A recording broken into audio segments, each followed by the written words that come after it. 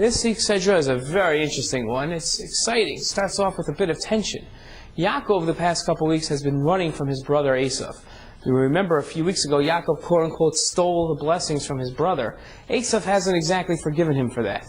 Yaakov decides, after years of running, this week he's going to confront Esav in a head-to-head meeting. And he has what to worry about. After all, Esav has a strong army, is quite upset with him, and this could very well be the demise of Yaakov. Yaakov prepares in three ways for his meeting. The first way is he splits the camp into two. Therefore, if one camp gets wiped out, half the camp still remains. The second thing he does is he sends gifts to Esav to appease him before the meeting, therefore soften Esav up a little. The third thing he does is he prays.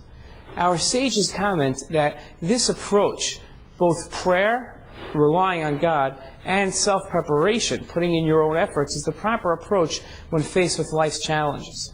It's not enough simply to rely on God that everything's going to be okay. That isn't bitachon. That is not faith. Faith is both putting in our own efforts and, at the same time, relying on God and praying. The Ramban, Nachmanides, a commentator on the Torah, has a slightly different approach to the sages' comments, slightly different than the way we've naturally understood them until this point.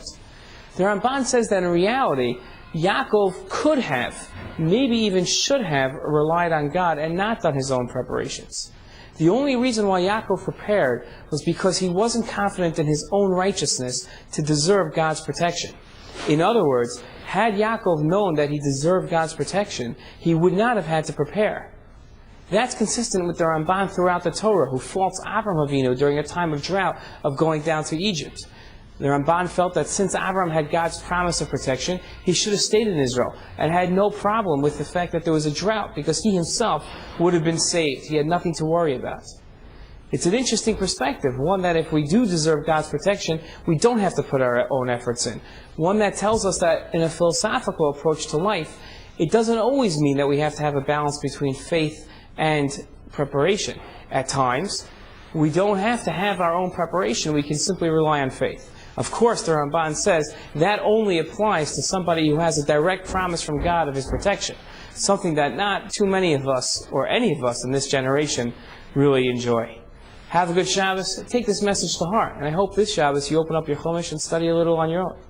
Thank you very much. Shalom.